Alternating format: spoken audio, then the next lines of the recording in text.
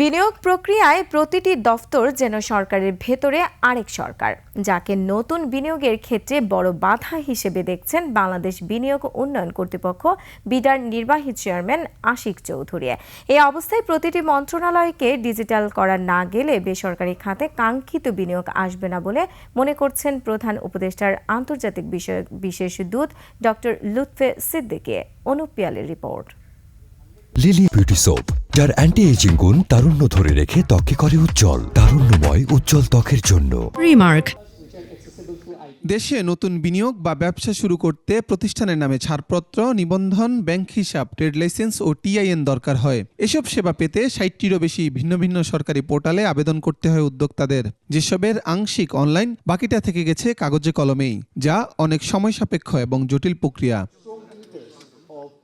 উদ্যোক্তাদের এমন জটিলতা থেকে মুক্তি দিতে সমন্বিত প্ল্যাটফর্ম বাংলাবীজের উদ্বোধন করেছে বাংলাদেশ বিনিয়োগ উন্নয়ন সংস্থা বিডা ও জাপান আন্তর্জাতিক সহযোগিতা সংস্থা জাইকা, যেখানে ব্যবসার লাইসেন্স ও অনুমতি পেতে সময় লাগবে মাত্র ৩ দিন।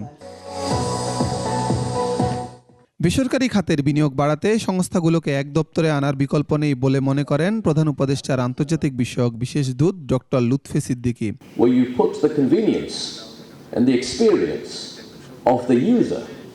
At the center of what we do. Macroeconomic level, we have no option.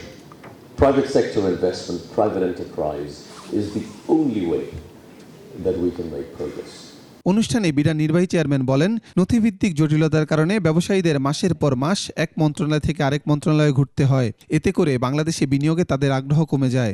এক জায়গায় একটা কাগজ জমা দিলাম, আবার আরেক মিনিস্ট্রিতে একই কাগজটা আবার জমা দিলাম, এই 10টা মিনিস্ট্রিতে একই কাগজ 10 বার জমা দিলাম। এটা তো এই যুগে এসে আমাদের আসলে এই ধরনের কথাবার্তা বলার কথা না, কিন্তু আমরা আমাদের দেশে এখনো বলি, তো এখান থেকে আমরা যে সরে আসতে পারছি, এটা একটা বিশাল ব্যাপার আমার কাছে মনে হয়। মূল অনুষ্ঠান শেষে প্রেস মিটে জানানো হয়, প্রাথমিকভাবে ব্যবসা বিষয়ক 20টি সেবা মিলবে বাংলাবীজে। ধাপে ধাপে যুক্ত করা হবে এআই প্রযুক্তির ব্যবহার।